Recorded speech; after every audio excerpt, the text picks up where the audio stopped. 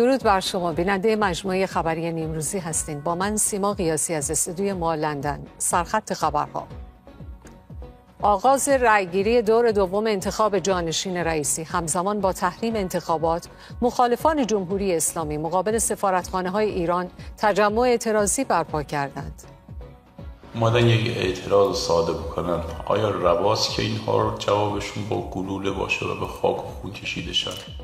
پیام شهروندان به ایران اینترنشنال و حمایت از تحریم انتخابات. شهروندان میگویند رأی دادن مشروعیت بخشی به حکومتی است که با گلوله پاسخ اعتراض مردم را میدهد. 249 اعدام در ایران طی 6 ماه. سازمان حقوق بشر ایران نسبت به افزایش اعدام‌ها بعد از انتخابات ریاست جمهوری هشدار داد. در ادامه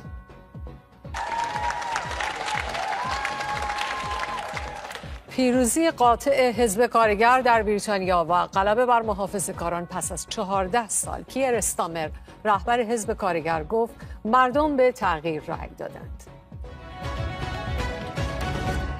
دور دوم انتخابات برای جانشینی ابراهیم رئیسی صبح امروز در ایران آغاز شده. این دور از انتخابات پس از تحریم گسترده دور اول و رأی ندادن بیش از 60% مردم در انتخابات با استناد به آمار وزارت کشور برگزار می شود. تأکید فعالان مدنی، خانواده‌های دادخواه همراه با چهره‌های سیاسی و مدنی بر تحریم انتخابات دور دوم ادامه دارد. 111 تن از معلمان و فرهنگیان اعلام کردند در حمایت از بیانیه اسماعیل عبدی و عزیز قاسمزاده فعالان صنفی فرهنگی در انتخابات شرکت نمی‌کنند. این معلمان و فرهنگیان گفتند انتخابات زمین بازی فعالان صنفی و مدنی نیست. پیشتر اسماعیل عبدی و عزیز قاسمزاده فعالان صنفی معلمان و زندانیان سیاسی پیشین در بیانیه مشترک گفته بودند انتخاب جانشین ابراهیم رئیسی را تحریم می‌کنند. مهدی محمودیان، زندانی سیاسی سابق، با تأکید بر تحریم انتخابات در شبکه اجتماعی ایکس نوشت همچنان برای ایران رأی نمی‌دهیم. او نوشت نباید اجازه دهیم با رأی ما جمهوری اسلامی بحران نبود مشروعیت را که حاصل 3 سال مقاومت مدنی مردمی است و بابت آن هزینه‌های بسیار داده‌اند پشت سر بگذارد. محمودیان افزود رأی ما به هر کسی باشد نشانه بخشی از توهم مشروعیتی است که امثال محمد جواد ظریف به پشتوانه آن می‌توانند سرکوب خونین مردم را توجیه کنند. محمد نوریزاد، فعال سیاسی و از امضا کنندگان نامه استعفای خامنه‌ای که در زندان به سر میبرد نیز خواستار شرکت نکردن مردم در انتخابات شد. فاطمه ملکی پس از ملاقات با همسرش محمد نوریزاد در متنی نوشت حال این فعال سیاسی به دلیل اعتصاب غذا وخیم بوده و در روزهای گذشته به بهداری زندان منتقل شده بوده. بهاره هدایت، زندانی سیاسی که در مرخصی درمانی از زندان است، در گفتگو با برنامه چشمانداز اصلاحات را پروژه شکست خورده دانست که آزمون خود را پس داده و بهبودی حاصل نشده. این زندانی سیاسی میگوید کسی که خود را ذوب در ولایت میخواند نمیتواند حق مردم معترض را از رهبر جمهوری اسلامی بگیرد. آدم‌های عادی، شهروند عادی که در مضیقه است، تحت فشاره و سنسش اینه که خب اگر این یکی بیاد ممکنه وضعیت من یه خورده بهتر بشه. من با اون کاری ندارم. من ایمان دارم به این سنس اجتماعی. این آدم‌ها درون همین جامعه، همین آب و خاک، با همین شرایط دارن زندگی میکنن و تصمیمشون اینه. ما باید گردن بذاریم. همون جوری که هفته پیش من حرفم اینه، هفته پیش اینها نگفتن ما باید گردن بذاریم. ما حق نداریم این بسیج رو بشکنیم، مزمحل کنیم و این پیروزی رو بذاریم به حساب این جریان روزن گشای نمیدونم چی که عنوان اصلاح طلبی رو کماکان داره حمل میکنه ولی اصلاح طلب هم نیست. مازاد سیاسی که داره تولید میشه اهمیت داره. این احیای گفتمان به محاق رفته اصلاح طلبی، از این نمیتونید شونه خالی کنید که شما علیه براندازی، علیه تحول، علیه انقلاب عمل کردید و اون گفتمان به محاق رفته رو دارید زنده میکنید و این به معنی جان گرفتن مجدد جمهوری اسلامی علیرغم همه جانفشانی هایی که جوانان این مملکت انجام دادن در طی چند سال گذشته. صدرا عبداللهی فعال مدنی و از سینماگر در یک پست اینستاگرامی از اپوزیسیون خواست تا با اتحاد استراتژیک و تاکتیک‌های جدید مبارزه در برابر جمهوری اسلامی را به پیروزی برسانند. به عقیده عبداللهی نه 40% که پای صندوق رفتند با رأی خود به حکومت آری گفتند و نه 60% تحریم کننده به طور کامل به نظام نه گفتند.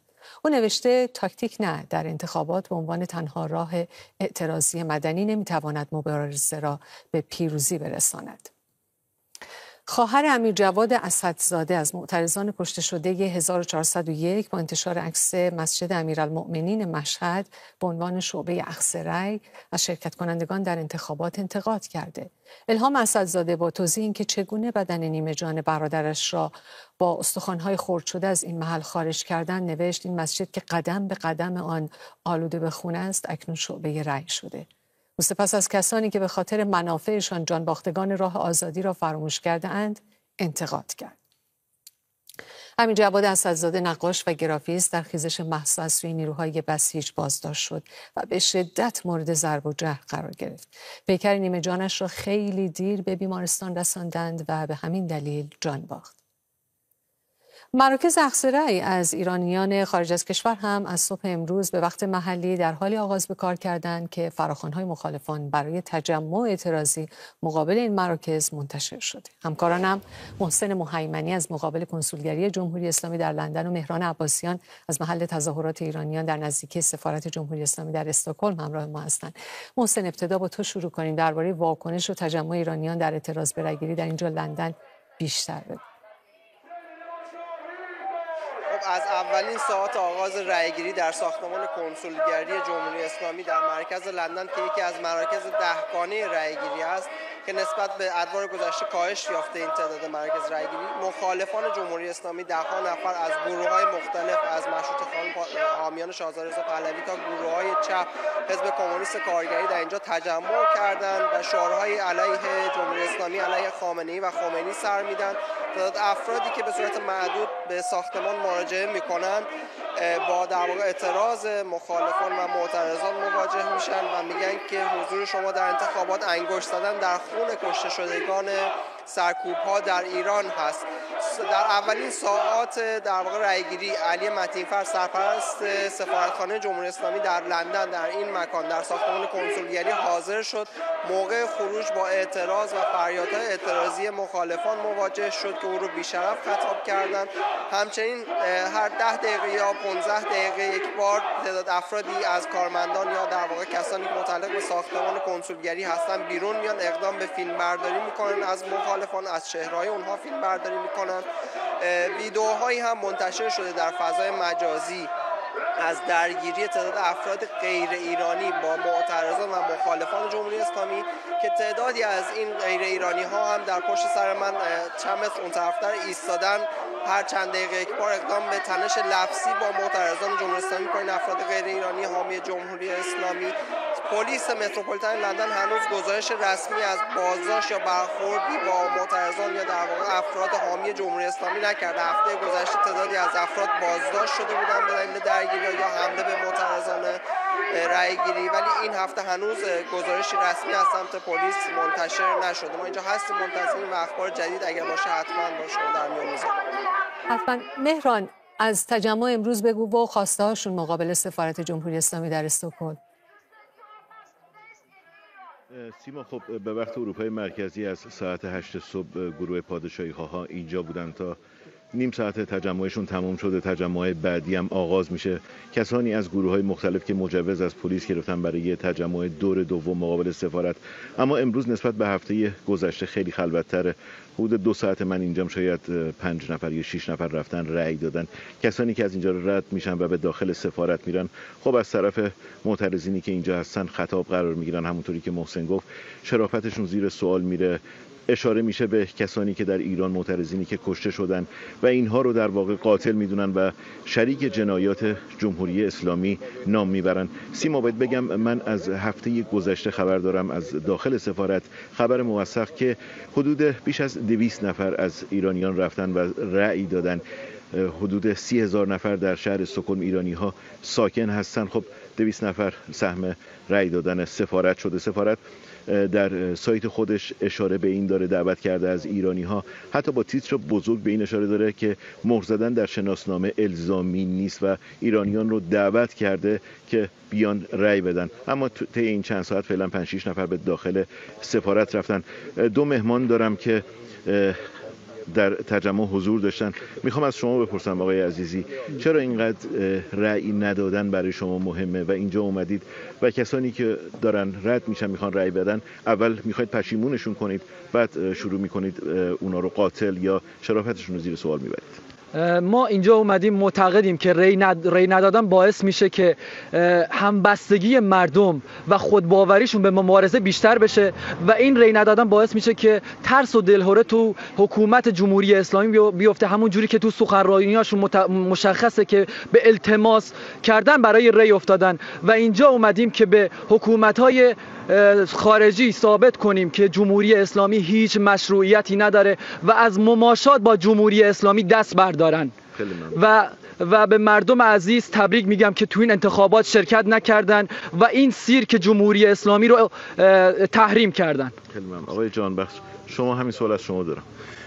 این که خیلی مشخصه که به دور دوم کشیده شده رأی گیری و این سیرک جمهوری اسلامی و امیدوارم که ما به زودی بتونیم آزادی خودمون رو تو میهن جشن بگیریم. تمام افرادی که میان تو لانه جاسوسی میرن رأی میدن، قدم‌هاشون رو خون جوانان ما گذاشتن. کسایی که رأی میدن انگشتشون آغشته به خون جوانان ما هست و من امیدوارم که دولت‌هایی مثل دولت سوئد و کشورهای دیگه اروپا بتونن با تعاملی که با ایران دارن رو تموم بکنن و این ایرانمون آزاد بشه و ما بتونیم برگردیم تو کشورمون و بتونیم اونجا دور هم جشن بگیریم. خیلی ممنون. خب همونطور که میبینید تعدادی از تجمع کنندگان موندن منتظر افراد دیگه هستن که به اونها بپیوندن. عکس کسانی که زیر حکم اعدام هستن، عکس کسانی که طی جنبش‌های مردمی کشته شدن توسط مامورین جمهوری اسلامی در دستشون هست. میشنوید بی شرف خطاب به کسانیه که به داخل سفارت رفتن و میخوان رأی بدن. ممنون است. و مهران عباسیان از تجمع نزدیک سفارت جمهوری اسلامی، همچنین تو محسن مهیمنی مقابل کنسولگری جمهوری اسلامی در لندن. همزمان با آغاز دور دوم انتخابات ریاست جمهوری در ایران، علی خامنه ای ابراز امیدواری کرد میزان مشارکت مردم بیشتر از دوره پیش باشد. رهبر جمهوری اسلامی گفت در این مرحله از انتخابات مردم باید با همت بیشتری کار را تمام و رئیس جمهور را انتخاب کنند. روز چهارشنبه پس از سکوتی طولانی و معنادار در اظهاراتی کوتاه پذیرفت اکثریت شهروندان در انتخابات دور اول شرکت نکردند. شهروندان با ارسال پیام به ایران اینترنشنال از تحریم انتخابات میگویند. به گفته شهروندان، انتخابات در حکومتی که با گلوله پاسخ اعتراضهای مسالمت آمیز مردم را میدهد معنایی ندارد. عزیزان هموطن، هر کسی برای انتخابات فکر خودش رو داره و هیچ کسی نمیتونه مجبور بکنه که رأی بده یا نده. ولی اگر شما یک لحظه به این فکر کنید که چطور توی سال 78، چطور سال 96، چطور 98، 401، 88 بچه های این مرزبون فقط به خاطر اینکه عقیدشون رو رسال بکنن و اینکه اعتراض بکنن، اعتراض مدنی بکنن که چرا بنزین گرون شده یا چرا تورم هست، چرا فساد هست، چرا مثلا حجاب رو اجبار میکنن برای دخترامون، اومدن یک اعتراض ساده بکنن، آیا رواست که اینها رو جوابشون با گلوله باشه و به خاک و خون کشیده شن؟ شما فکر کنید یه دختر یک پسری رو از بچگی بزرگ میکنی، جلوی چشمت بزرگ میشه و امید این که فردا درس بخونه، داماد بشه، عروس بشه، میزنن میکشنش و برای تحویل دادن جنازش ازت پول گلوله میگیرن و یه قوطی شیرینی میگیرن یا بعضا اصلا جنازش هم تحویل نمیدن. اگه بچه شما باشه قبول میکنید شما؟ 15 تیر 403 شعبه اقصی خیلی شلوغه. تقاطع محسنی و مسیل منوچهری محله نیرو هوایی تهران. مشارکت خیلی بالاست. ساعت 10:30 صبح. 15 نارمک. سیرک انتخابات.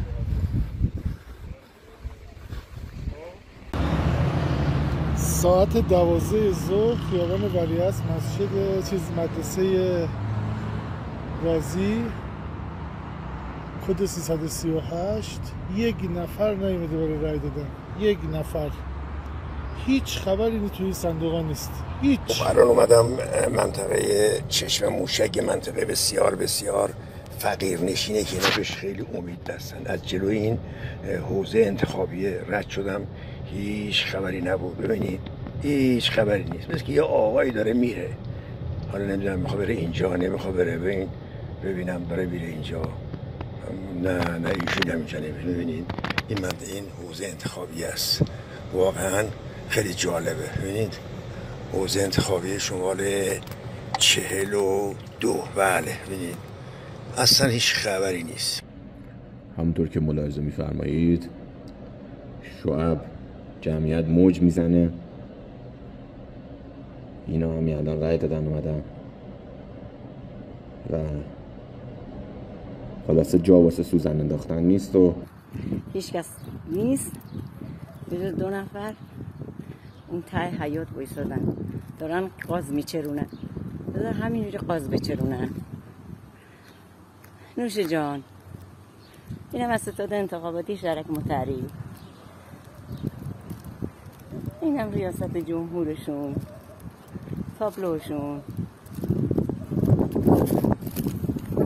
یه ذره برم جلوتر، فکر نکنن ازشون ترسیدیم. 15 تیر کسادی بازار رایریزی آقای خامنه‌ای، دبستان بی برکت سگ قاسمی که حتی یک نفر هم نیست برای رای. مهدیه گلدو فعال سیاسی از مالموسوعه همراه ما هستند. وقتتون بخیر خانم گلدو. تحریم انتخابات چه تأثیری رو سرنوشت جمهوری اسلامی و رئیس جمهور نظام که از فردا سر کار میاد میگذاره؟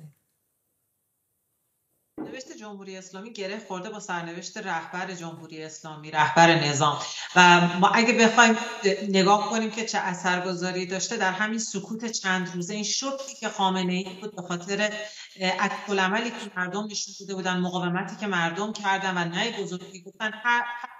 خامنه‌ای بعد از هر انتخاباتی میگفتش که حماسه بزرگی آخری رسیده. به طنز خیلی‌ها میگفتن مشارکت حتی اگر 20% و 10% هم برسه، ببینید بعد از انتخابات مجلس در چند ماه گذشته رفت بر سر این بود که خامنه‌ای باز هم خواهد بود که حماسه آفرید. اما دیوار دیدیم که چقدر قدرت مردم میتونه زیاد بشه، چقدر این نافرمانی مدنی میتونه در دل دیکتاتور احساس خسران و ناراحتی رو بکنه که در نهایت نتونه از همیشه خودش استفاده کنه بگه که حماسه آفریدن، بلکه التماس بکنه مردم رو که در دور دوم بیاید و باعث خرسندیش، همونطور که امروز گفته.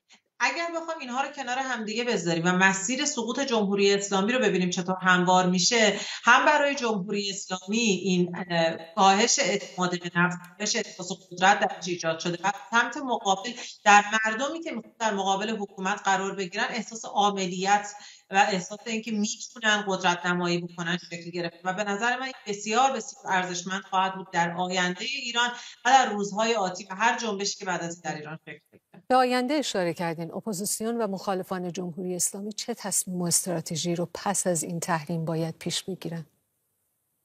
اولین قدمی که باید برداشته بشه و بسیار مهم اینه که بپذیرن که در واقع نافرمانی مدنی و این کنشگری توسط مردم بوده و نخوان اون رو مصادره بکنن. هر گروهی در اپوزیسیون سهمی قطعا داشته در اینکه بخواد این رو انجام بده، بخشی که در خارج از کشور هست یا داخل کشور، بپذیرن که نمیتونن همه اتفاقی که در ایران افتاده و همه بیش از 60% رو که این نای بزرگ رو گفتن رو بخوان همش رو مصادره بکنن. نکته دومی که وجود داره اینه که تکثر رو در این جمعیت بزرگ مخالف جمهوری اسلامی بپذیرن. یعنی کسانی که رأی ندادن قطعاً با یک هدف و یک انگیزه واحد نبوده. بسیاری از اونها دلایل مختلف داشتن که برآیند اون میشه عبور و گذار از جمهوری اسلامی، به خاطر اینکه دیگه از اصلاحات، از اینکه بخواد از دل صندوق رأی در واقع راه حلی بیرون بیاد، عبور کردن و گذار کردن این مردم. به خاطر همین اینکه بخوایم همه اونها رو یک دست در نظر بگیریم این اشتباهه و مهمه که اپوزیسیون این تکثر رو بپذیره، چیزی که تا الان یکی از نقاط ضعف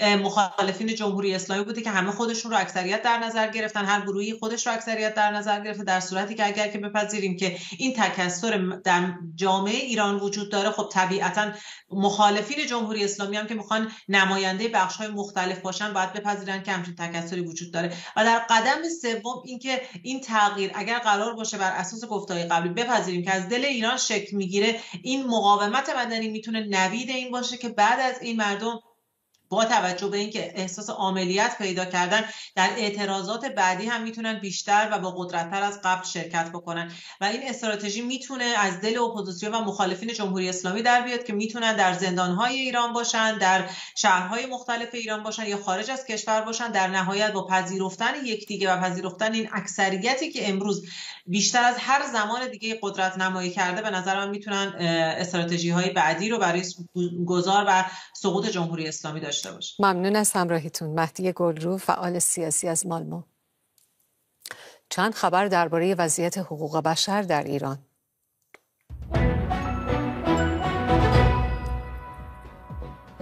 شریفه محمدی، فعال کارگری از سوی دادگاه انقلاب رشت، به اعدام محکوم شد. کانال تلگرام شورای هماهنگی تشکل‌های صنفی فرهنگیان ایران با انتشار بیانیه ای نوشته: این حکم غیر انسانی برای منکوب کردن فعالان صنفی، مدنی و سیاسی است. در این بیانیه آمده این تشکل انتصاب اتهام بغی و صدور حکم اعدام برای فعالان به خصوص شریفه محمدی را محکوم می‌کند. بر اساس گزارش‌ها طی ماه‌های گذشته دست کم 15 زندانی سیاسی با کیفرخواست اتهام بغی روبرو شده و در خطر حکم اعدام هستند. فرهاد میثمی، کنشگر مدنی، در واکنش به صدور حکم اعدام برای شریف محمدی فعال کارگری، این حکم را ظالمانه و قرون وسطایی دانست. فرهاد میثمی هشدار داد در صورت شکسته نشدن حکم اعدام محمدی مقابل دادگاه انقلاب رشت اعتصاب قضا خواهد کرد. این کنشگر مدنی با هشدار به حاکمیت گفته اگر تظلم خواهی شنیده نشود و حکومت همچنان اصرار بر اعدام شریف محمدی دارد، او نیز برای اعدام حاضر است. کانون حقوق بشر ایران از وخامت حال مظاهر حیدری درویش گنابادی در زندان شهر کرد خبر داد. بر اساس این گزارش، مظاهر حیدری که در اعتراض به حکم زندان خود لب‌هایش را دوخت و اعتصاب قضا کرد، با کارشکنی رئیس زندان به بند قرنطینه منتقل شده. خانواده این زندانی خبر دادند با وجود داشتن مجوز لازم برای ملاقات با کارشکنی رئیس زندان، اجازه ملاقات به آنها داده نمی‌شود.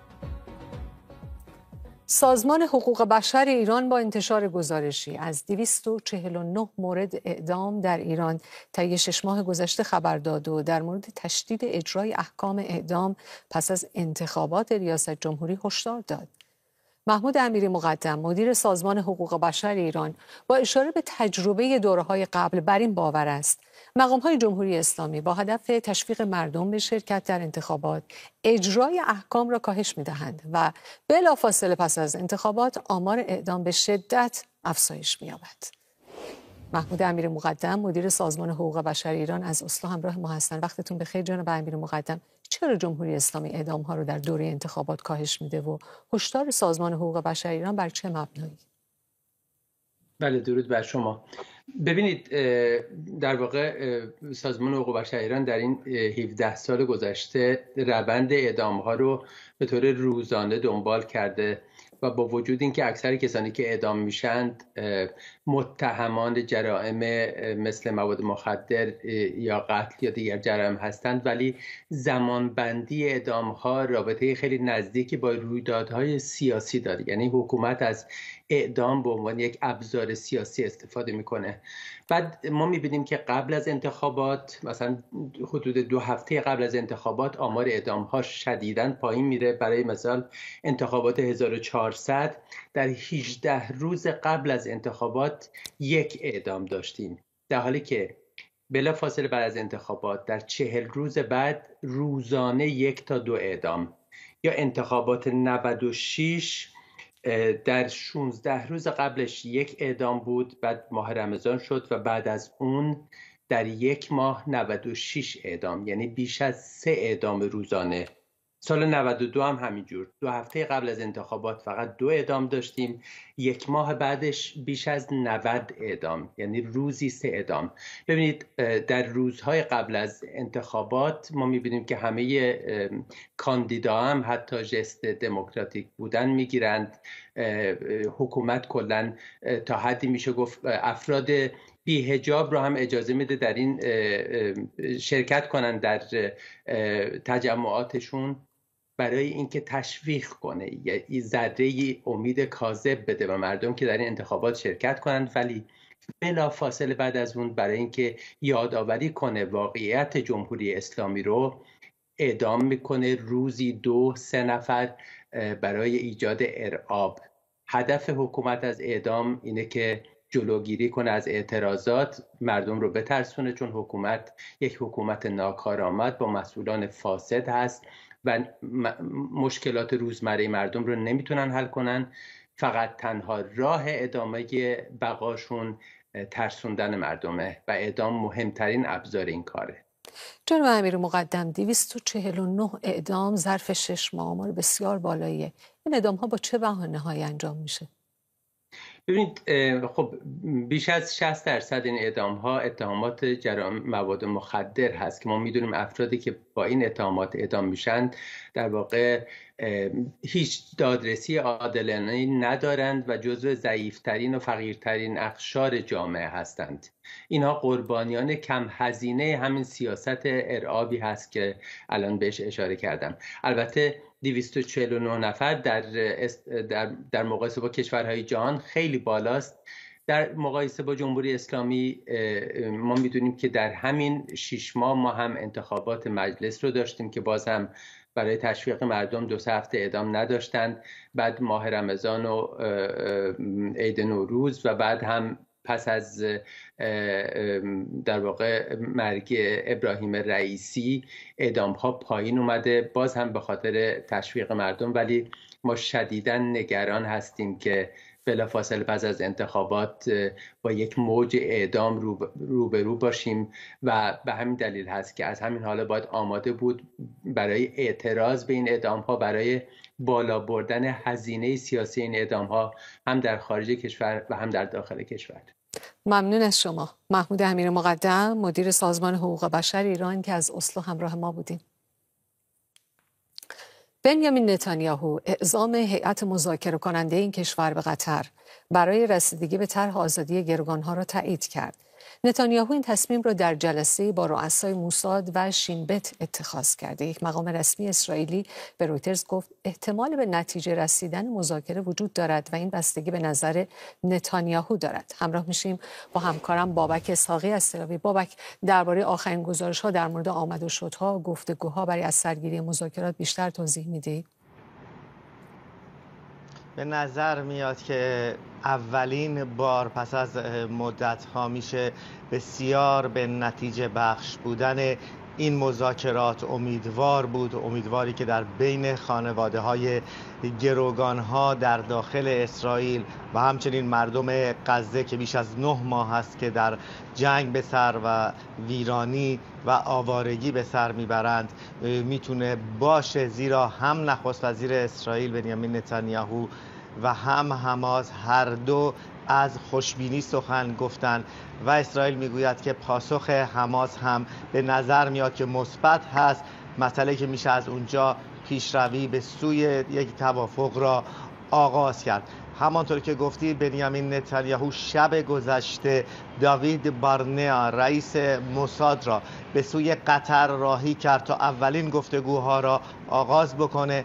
امشب بارنیا به اسرائیل باز میگرده، بار دیگر با مقامات اسرائیلی دیدار میکنه و اگر این نتیجه بخش بوده این مذاکرات و پاسخ حماس به آنچه که توافق هستش مثبت باشه، دوباره هیئت به قطر باز میگرده و مذاکرات پیشرفته را آغاز میکنه. یک مقام رسمی در اسرائیل به گزارش رویترز گفته که احتمال واقعی اکنون برای انجام توافق وجود داره و این تنها بستگی به نتانیاهو و سینوار داره. اخبار کانال 11 هم میگوید که سیستم امنیتی و نظامی در اسرائیل از پیشرفت مذاکرات حمایت میکنه و معتقد هستش که این بار حماس میتونه که به یک معامله خوب و همچنین اسرائیل دست بزنن. در عین حال گفته شده که در اسرائیل نسبت به دستیابی این توافق بسیار خوشبین هستند و آنچه که خوشبینی ها در اسرائیل به وجود آورده تغییر اساسی در موضع حماس هستش که گفته شده. البته این را منابعی در داخل اسرائیل میگویند که سازمان حماس از اون درخواست اولیش، یعنی آغاز توافق با بیرون اومدن اسرائیل از نوار غزه و اعلان پایان جنگ دست کشیده و مرحله اول قراره که اتفاق بیفته و بعد جنگ به پایان برسه. ممنون از توضیحاتت. همکارمون بابک اسحاقی از تل آویو. تا اینجا سری به خانگی شماره 10 دانینگ استریت در لندن بزنیم. تصاویر زنده‌ای داریم از محل اقامت نخست وزیر بریتانیا. حزب محافظه‌کار بریتانیا به رهبری ریشی سوناک در انتخابات عمومی روز گذشته با شکستی بزرگ روبرو شد. حزب کارگر به رهبری کیر استارمر با کسب بیش از 400 کرسی پارلمان مسئول تشکیل کابینه جدید این کشور شده. بله، همطور که اشاره کردم حزب کارگر 410 کرسی به دست آورده.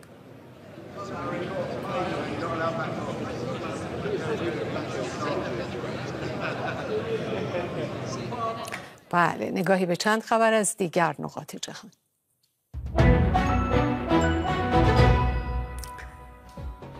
کانادا حکم اخراج باقر اردشیر لاریجانی برادر صادق و علی لاریجانی را صادر کرد. دولت کانادا در بیانیه ای گفته باقر اردشیر لاریجانی 62 ساله که از سال 1396 به همراه همسر و پسرش در این کشور زندگی می‌کنند را اخراج و با درخواست تجدید نظر او نیز مخالفت کرده. رسانه‌های کانادایی در زمستان سال گذشته اعلام کرده بودند با تصویب تحریم‌های حقوق بشری بر ضد مقامات جمهوری اسلامی دست کم 9 فرد مرتبط با حکومت ایران را در فهرست بررسی و اخراج احتمالی از کانادا قرار دادند. نخست وزیر مصر گفت درآمدهای کانال سوئز به دلیل بحران در دریای سرخ به شدت کاهش یافته. به گفته او پس از حمله حماس به اسرائیل پیش بینی نمی‌شد تردد در کانال سوئز مختل شده و به مدت طولانی ادامه یابد. و اما ستاره شناسان در کشفی که میتواند دانش کیهان شناسی را متحول کند، 2 کهکشان اقماری جدید از کهکشان راه شیری را شناسایی کردند. این یافته‌ها نه تنها به سوالات دیرینه درباره تعداد کهکشان‌های راه شیری پاسخ می‌دهد، بلکه میتواند به پیشرفت‌های چشمگیری در درک ماده تاریک منجر بشود. بله، همطور که پیشتر اشاره کردم حزب کارگر بریتانیا پس از 14 سال حکمرانی محافظه‌کاران پیروز قاطع انتخابات سراسری شد. کیر استارمر رهبر حزب کارگر 58مین نخست وزیر بریتانیا خواهد شد.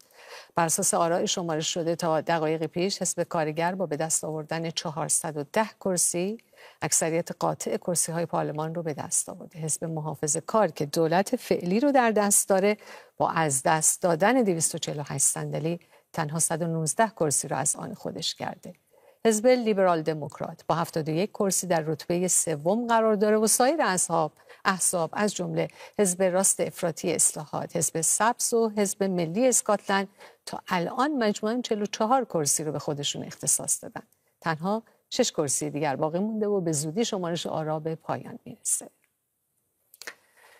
کیر استارمر رهبر حزب محافظه‌کار گفته مردم آماده تغییر هستند و حزب تحت رهبری او آماده است تا به این خواست مردم پاسخ بده.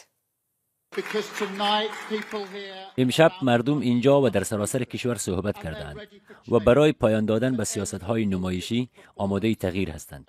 بازگشت به سیاست به عنوان خدمات عمومی. تغییر درست از اینجا شروع می شود. زیرا این دموکراسی، جامعه و آینده شماست. شما رأی داده اید. اکنون زمان آن است که ما اجرا کنیم. بسیار از شما متشکرم. ریشی سوناک نخست وزیر و رهبر حزب محافظه‌کار بریتانیا با قبول شکست در برابر حزب کارگر گفت مردم بریتانیا روز گذشته پیامی هوشیارانه صادر کردند. من به زودی با اعلیحضرت پادشاه دیدار خواهم کرد تا استعفای خود را ارائه دهم. قبل از هر چیز میخواهم بگویم متاسفم. من تمام تلاشم را کردم، اما شما یک سیگنال واضح ارسال کردید که دولت بریتانیا باید تغییر کند و تنها قضاوت شما مهم است. من خشم و ناامیدی شما را شنیدم و مسئولیت این باخت را برای همه نامزدهای محافظه‌کار و مسئولان ستادهای انتخاباتی که به طور خستگی ناپذیر و بدون موفقیت کار کردن میپذیرم. متاسفم که نتوانستیم آنچه را که شایسته تلاش شماست ارائه دهیم. برای من دردناک است که فکر کنم چه تعداد از همکاران خوب که کمک زیادی به جوامع خود و کشور ما کردند اکنون دیگر در مجلس عوام نخواهند بود. از زحمات و خدماتشان تشکر می کنم. پس از این نتیجه من از رهبری حزب کناره‌گیری خواهم کرد، نه فوراً بلکه زمانی که مقدمات رسمی برای انتخاب جانشین من فراهم شود. امانوئل مکرون در رسانه اجتماعی ایکس پیروزی حزب کارگر را تبریک گفت و اولین گفتگو با کیر استارمر را رضایت بخش توصیف کرد. او نوشت دو کشور به همکاری مشترک در مورد صلح و امنیت در اروپا، شرایط اقلیمی و هوش مصنوعی ادامه خواهند داد. جاستین ترودو نخست وزیر کانادا هم در رسانه اجتماعی ایکس پیروزی حزب کارگر در انتخابات سراسری بریتانیا را به کیر استارمر رهبر این حزب تبریک گفت. ترودو این پیروزی را تاریخی توصیف کرد و نوشت برای ساختن آینده‌ای مترقی‌تر برای مردم دو کشور کار زیادی در پیش دارند. ولودیمیر زلنسکی رئیس جمهور اوکراین هم پیروزی بزرگ حزب کارگر را به کیر استارمر تبریک گفت. او در رسانه اجتماعی ایکس نوشت اوکراین و بریتانیا در هر شرایطی متحدان قابل اعتمادی بوده و خواهند بود و به پیشبرد و دفاع از ارزش‌های مشترکشان ادامه خواهند داد. همراه میشیم با همکارم بردیا افشین از مقابل دفتر نخست وزیری بریتانیا از مرکز لندن. بردیا آخرین ها را از تو بشنویم. متاسفانه ارتباط ما دفعه اون شاهدش بودیم این که اراده رای دهندگان بریتانیایی این رو به همه ناظران نشون داده که اونها خواستار اینن که بریتانیا یک جهت متفاوتی بگیره در عرصه سیاسی. پس از 14 سال تسلط راست میانه حزب محافظه‌کار، حالا اقبال به چپ میانه، الان طی ساعتی که گذشته این انتقال قدرت به شکل مسالمت آمیزش در این دموکراسی پارلمانی خواهیم بود.